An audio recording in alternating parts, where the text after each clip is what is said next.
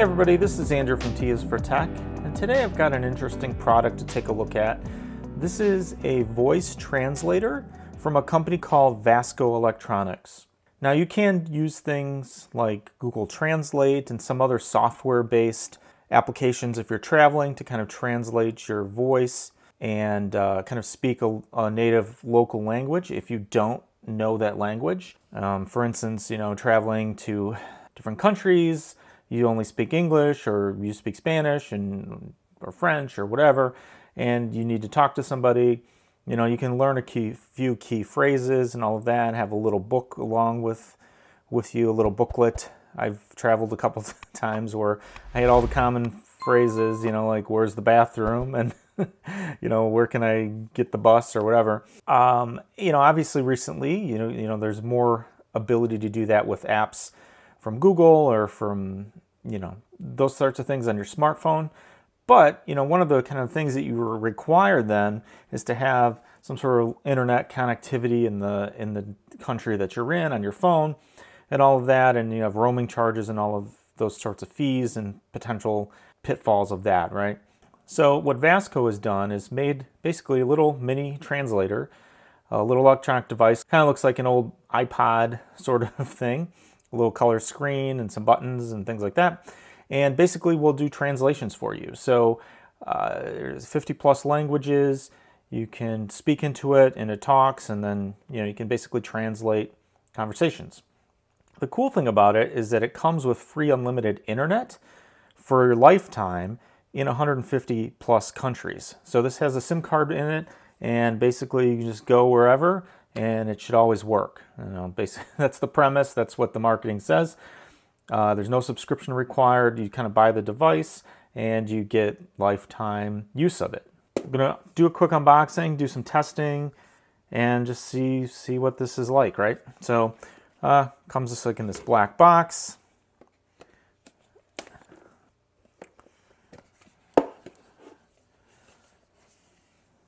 And as you can see, like I said, kind of looks like, I'm sure I recall some version of an iPod that kind of looked like this.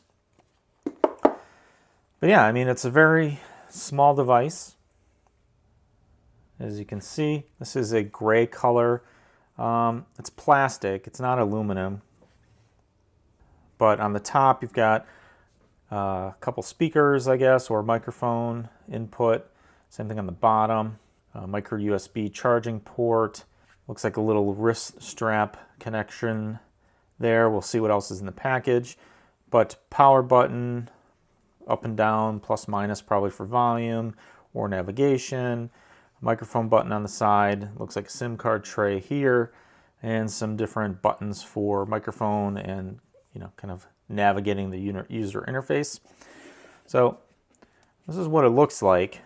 Pretty small, pretty lightweight. Looks like there's a headphone jack there as well.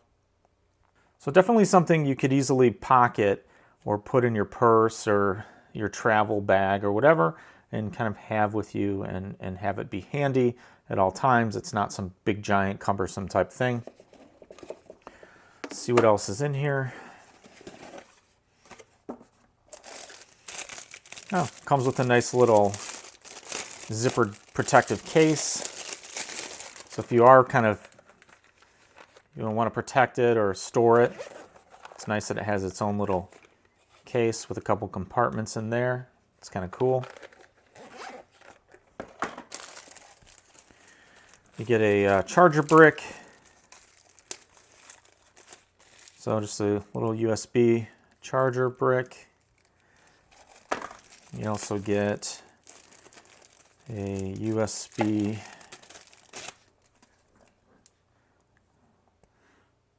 like a rubber USB right-angled micro USB cable for charging.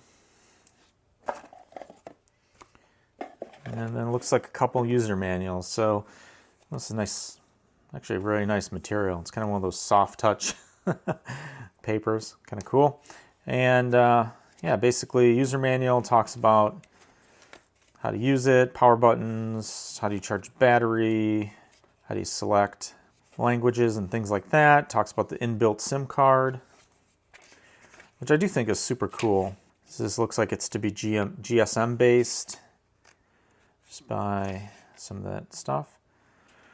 I guess for some specs on it, it has a TFT display. It's 240 by 320 pixels, 2-inch touch screen. Has a gig of RAM, has 8 gigs of ROM, has a 3G, 4G modem. Looks like it also supports Wi-Fi at 2.4 gigahertz. Has a 1200 milliamp hour battery, 70 gram weight. Earphone input is just a standard 3.5 millimeter mini jack, and has micro USB on the bottom. And then here's just basically some security.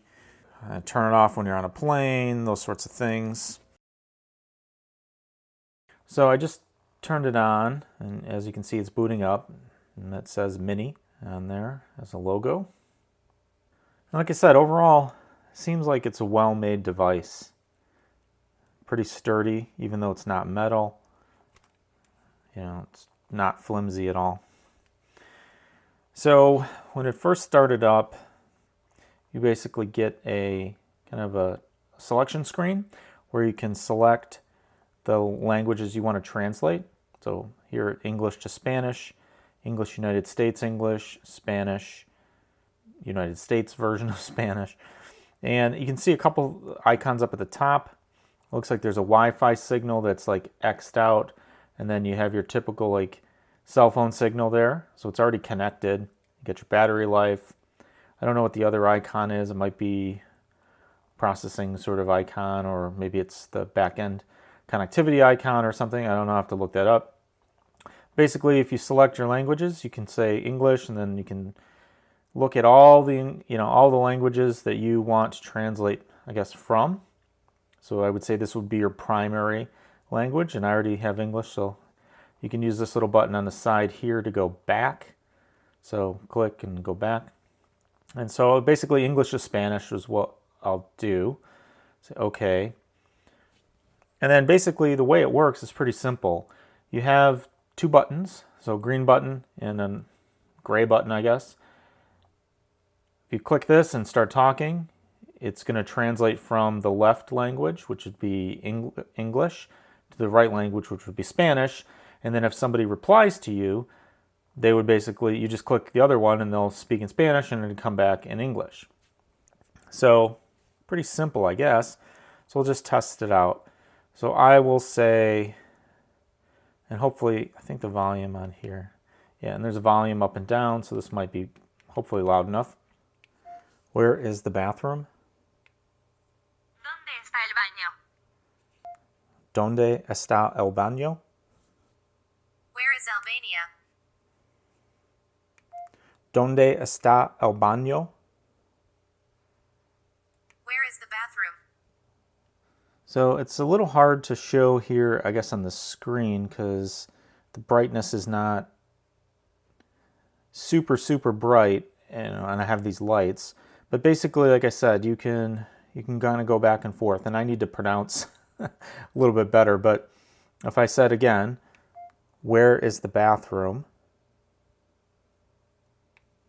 ¿Dónde está el baño? And it does a pretty good job of pronouncing it in Spanish. Let me try it the other way. ¿Dónde está el baño? Where is Albania? Where is Albania? I'm not doing it right. ¿Dónde está el baño? Where is the bathroom? Okay, so that works. So, I mean, obviously, you have to be able to actually pronounce the language in order for it to recognize what you're saying. But you can do that, right? So it's pretty simple and straightforward, really. Just a couple buttons to do this, and you can navigate with the touch screen for the most part, or this bottom dial sort of directional button. So if I wanted to repeat something, if I selected it, where is the bathroom? And press the middle button, Where is the bathroom? it'll repeat whatever's selected. I'm going to try Swedish. So English to Swedish. Where is the closest restaurant?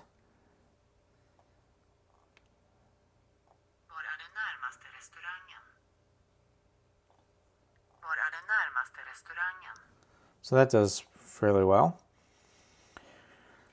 I am Polish, but I do not speak Polish. So let's see what English to Polish. Where is the closest deli? Gdzie jest najbliższy delikatesy? Gdzie jest najbliższy delikatesy? So it has different voices and correct pronunciations for the different languages, which is actually really pretty cool. Yeah, so basically that's the interface, right? Really, really simple. Just kind of go back and forth with that. Volume on the side, power button. It seems to pick up what I'm saying, and the translation happens pretty quickly. It's not exactly real time, so you'll see, like, if I can, here, I'll try it again. And maybe you can actually see as I'm saying it here. I'll try to hold this so you can see the screen. How do I get to the nearest bus station? Jak dojechać do najbliższego dworca autobusowego? So that was pretty good. As you can see, like, as I'm talking, when I'm holding the button, it's pretty quick at actually picking up what I'm saying in English. How far is the nearest train station from here? Jak daleko stąd jest najbliższa stacja kolejowa? Jak daleko stąd jest najbliższa stacja kolejowa?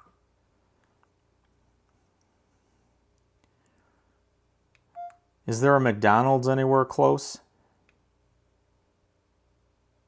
Czy jest gdzieś blisko McDonalda? So I don't know about you. I mean, that seems pretty good from just at least understanding English, and and kind of doing the real-time translation to get the actual right text to translate.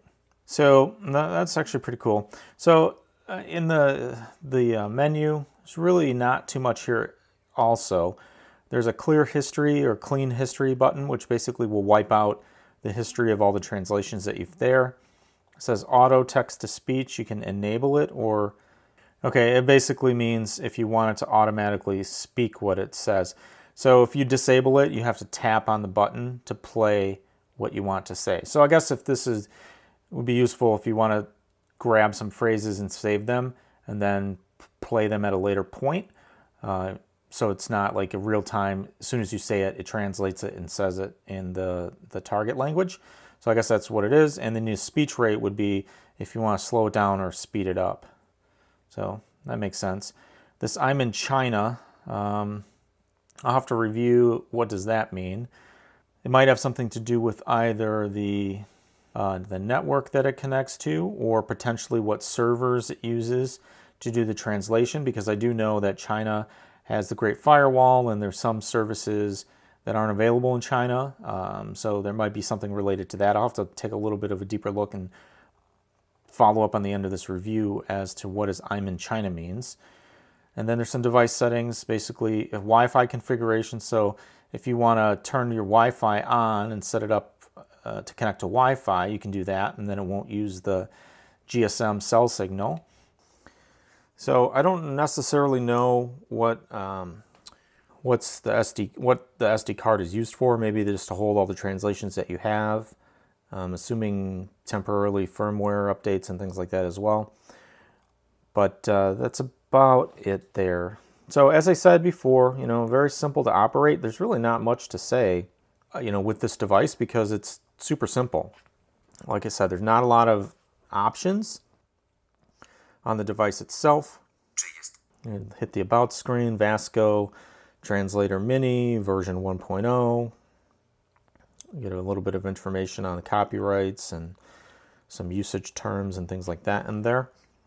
So yeah, so what I'm going to do is just do a little bit more testing, kind of off camera, and just see, if I notice any potential issues or anything like that. But like I said, very simple to operate and seems to have a fairly good recognition speed. So the speech to recognition, at least in English, is pretty good.